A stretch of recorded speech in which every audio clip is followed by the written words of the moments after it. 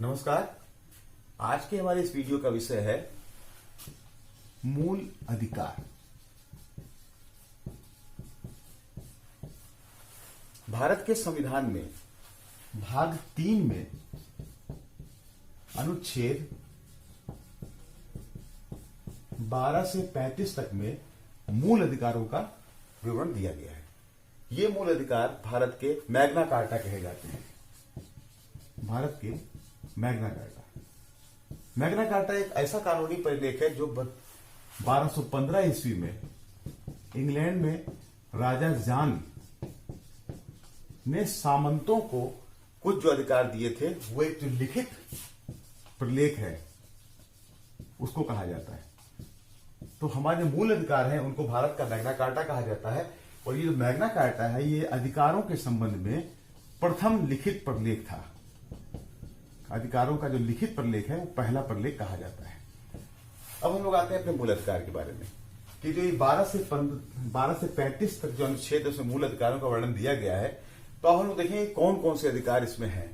तो देखिए जो 12 और 13 जो दो अनुच्छेद हैं इसमें जो व्यवस्था की गई है वो हम लोग देखते हैं कि अनुच्छेद 12 और 13 में क्या व्यवस्था की गई है। अनुच्छेद 12 के अंतर्गत इस भाग में जब तक कि संदर्भ से अन्यथा अपेक्षित न हो, राज्य के अंतर्गत भारत की सरकार और संसद तथा राज्यों में से प्रत्येक राज्य की सरकार और विधानमंडल तथा भारत के राज्य क्षेत्र के भीतर या भारत सरकार के नियंत्रण के अधीन सभी स्थानीय और अन्य प्राधिकारी हैं। अनुच्छेद 13 के अनुसार इस संविधान के प्रारंभ से ठीक पहले भारत के राज्य क्षेत्र में प्रवृत्त सभी विधियां उस मात्रा तक शून्य होंगी जिस तक वे इस भाग के उपबंधों से असंगत है। राज्य कोई ऐसी विधि नहीं बनाएगा जो इस भाग के द्वारा प्रदत्त अधिकारों को छीनती है।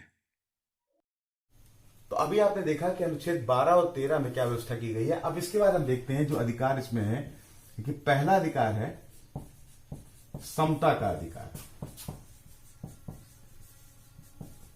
दूसरा है स्वतंत्रता का अधिकार, नंबर 3 शोषण के विरुद्ध अधिकार, नंबर 4 धार्मिक स्वतंत्रता का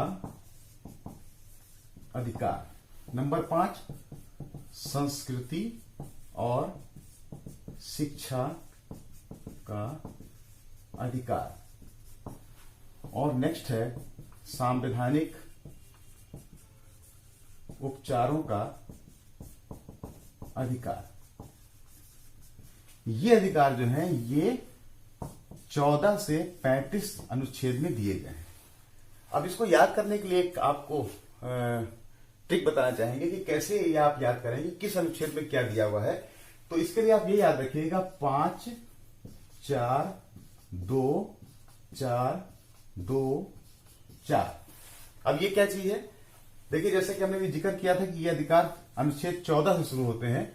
तो 14 15 16 17 18 अनुच्छेद 14 से 18 तक जो है वो समता का अधिकार है। फिर 19 20 21 22 4 19 से 22 तक में स्वतंत्रता का अधिकार है। फिर 23 और 24 यानी दो अनुच्छेदों में शोषण के विरुद्ध अधिकार है। फिर 25 26 27 28 तक में धार्मिक स्वतंत्रता का अधिकार है। संस्कृति और शिक्षा का अधिकार 29 और 30 में है। इसके बाद 31वां छोड़ दीजिए, 32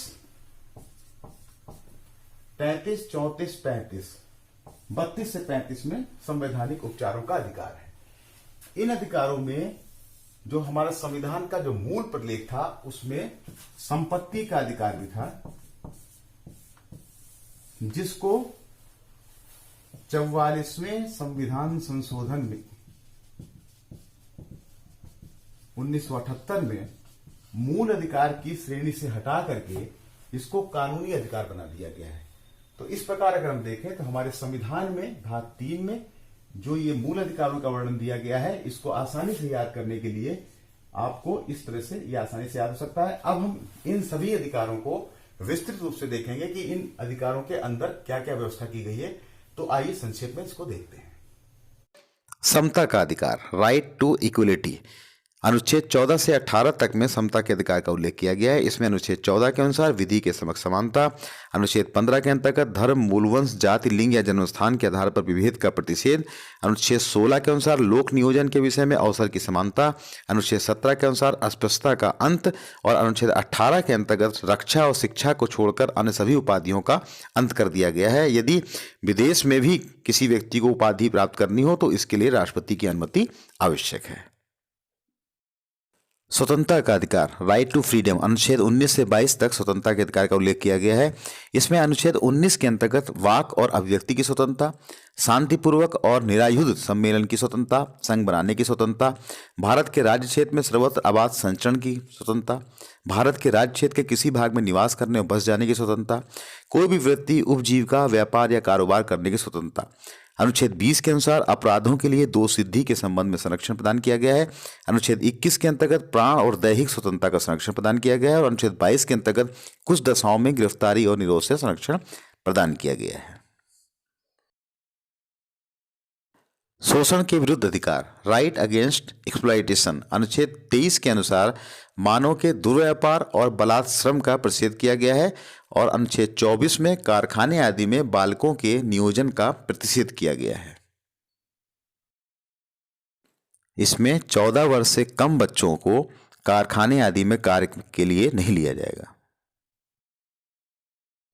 धार्मिक स्वतंत्रता का अधिकार, right to freedom of religion, अनुच्छेद 25 के अनुसार हर व्यक्ति को अपने धर्म को मानने, उसका आचरण करने और उसको प्रचार करने की स्वतंत्रता प्रदान की गई है। अनुच्छेद 26 के अनुसार धार्मिक कार्यों के प्रबंध की स्वतंत्रता प्रदान की गई है और 27 के अनुसार किसी विशिष्ट वर्ग की अभिवृद्धि के लिए करों के संदाय के बारे में स्वतंत्रता प्रदान की गई है। अनुच्छेद 28 के अनुसार कुछ शिक्षा संस्थाओं में धार्मिक शिक्षा या धार्मिक उपासना में उपस्थित होने के बारे में स्वतंत्रता प्रदान की गई है। संस्कृति और शिक्षा संबंधी अधिकार, कल्चरल एंड एजुकेशनल राइट्स, अनुच्छेद 29 के अनुसार अल्पसंख्यक वर्गों के हितों का संरक्षण किया गया है। उन्हें अपनी विशेष भाषा, लिपि या संस्कृति को बनाए रखने का अधिकार होगा। राज्य द्वारा पोषित शिक्षा संस्थान में प्रवेश में धर्म, मूलवंश, जाति, भाषा के आधार पर वंचित नहीं किया जाएगा। अनुच्छेद 30 के अनुसार शिक्षा संस्थाओं की स्थापना और प्रशासन करने का अल्पसंख्यक वर्गों का अधिकार होगा। संवैधानिक उपचारों का अधिकार, राइट टू कॉन्स्टिट्यूशनल रेमेडीज, अनुच्छेद 32 से 35 तक संवैधानिक उपचारों के अधिकार का उल्लेख किया गया है। अनुच्छेद 32 के अनुसार मूल अधिकारों को लागू करने के लिए उच्चतम न्यायालय में बंदी प्रत्यक्षीकरण, परमादेश, प्रतिषेध, अधिकार प्रेक्षा और उत्प्रेषण रिट आदि की व्यवस्था की गई है।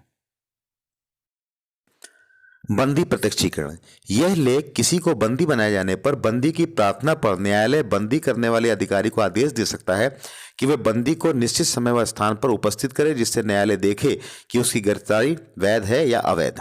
परमादेश, यह लेख तब जारी किया जाता है जब कोई पदाधिकारी अपने सार्वजनिक कर्तव्य का निर्वाह नहीं करता है और इससे किसी के मौलिक अधिकार प्रभावित होते हैं।